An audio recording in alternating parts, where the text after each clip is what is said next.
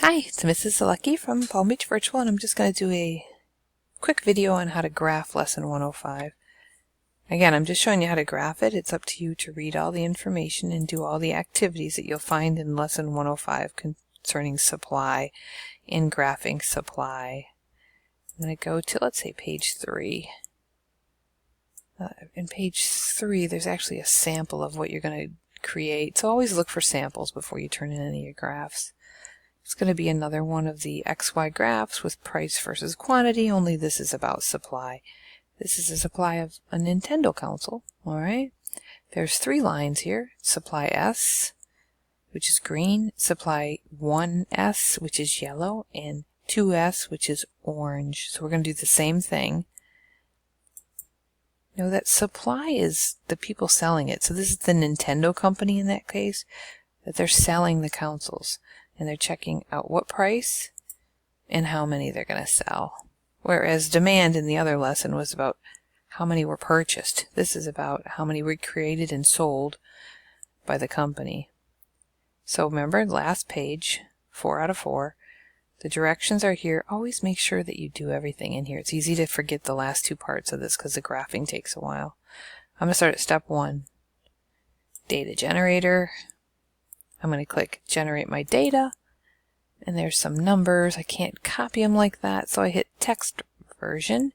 I'm going to go ahead and copy this, Control C.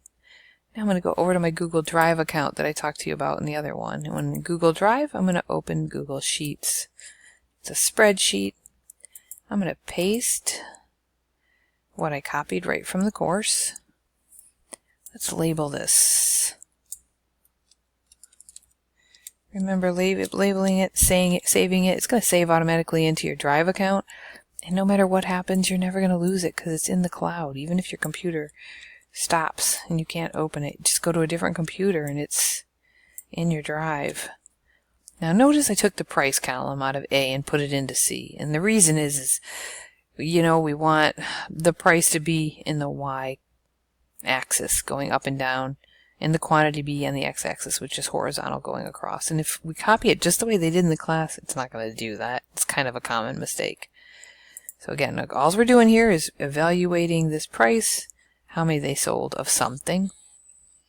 In this case, what I'm going to say is, let's say they're selling blue jeans. The cheap price might be when they go on sale, and the more expensive price might be more the regular price. So anywhere from the area of $180 to $10 on that sales rack, and they're trying to get rid of it. So I need to graph it. I highlight the 2 columns. I go to Insert, and I'm going to insert a chart. The chart that comes up is a bar one. We don't want that. We want a line one, but that's the cool thing about Google Sheets is that you can pick how you want it to graph it. I'm going to go to Line Graphs. Yay! Okay. So this is a good start, only according to the lesson I needed 3 of these. So I need 3. I'm going to put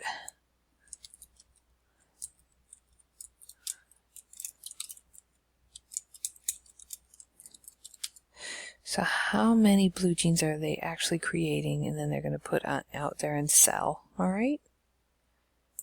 So I've got a title. The price is in the y-axis. The quantity is in the x-axis. All that's good. I just need 2 more lines. How do I easily do that? I'm going to highlight the graph I created, hit Control C or copy, click Insert, and go to Drawing. Again, it's another thing from Google Drive. They have draw tools in here for us. I'm going to paste it, Control V paste, place it in here. I'd like it to be a little bigger than that. I'm going to draw a line. Let's see. Wait, I think I have to pick this first. Draw this, then pick red. And now I'm going to put a line parallel to my original one. Oh, I got the frame red, but let me change the line red. There we go. So I've got the original supply line in blue. The second one to the left is in red. I need a third one, so I'm going to draw a third line, and I'm going to make it just to the right. No major calculations. I'm going to go ahead and make it a different color. Let's make it dark green. And I have to label them. To label them, I need the draw or the text box. So I click text box. I go by the blue one. This is your original one that you had the data on, so it's line S. This one over here is S1 because it was one that we created. And then this one is S2. So back over here. All right, so this is good. I've got 3 lines all parallel going uphill, S, S1, S2, and it's a sale. They're supplying blue jeans for sale. I'm going to close a couple of these windows. Your original graph is here. We don't need that anymore, so I'm just going to hit the delete button. That's the easiest way to do it. All right, so now this is good, but remember I told you to go backwards to your directions. So we made the graph. We created the graph part 2. We created S1. That's step 3. We did S2. That's step 4. Now step 5 and 6. They're actually going to ask you reasons why the supply might increase or decrease in sales. So a company makes their blue jeans. Why would they make less or why would they make more? This time there's another acronym. It's not the tribe, it's actually ROTTEN. So I'm going to go back 1 page so you can show you where it is. I'm going to let you do this part by yourself. But why might they sell more jeans or create more jeans based on resources, other, taxes, technology, expectations, or number? It's the beginning of the school year. They just had tax-free weekend, so probably everybody went out shopping. So you tell me why there might be an increase in supply and then also tell me why there might be a decrease in supply. So I don't want to put that answer in there for you. Don't use the numbers from what here and don't use blue jeans. So we'll come up with our own original graph, and the data gets generated in the course, so everybody gets different numbers, and you pick whatever product you want to sell. Maybe it's televisions, maybe it's cars, depending on the price that you have. I hope this helps. Let's see, you'd want to file, and you could actually save it or make a copy of it. I mean, it's saving always, right?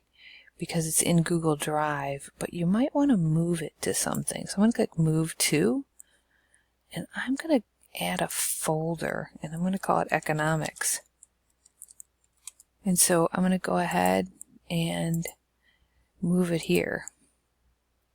So that lesson 105 is in here.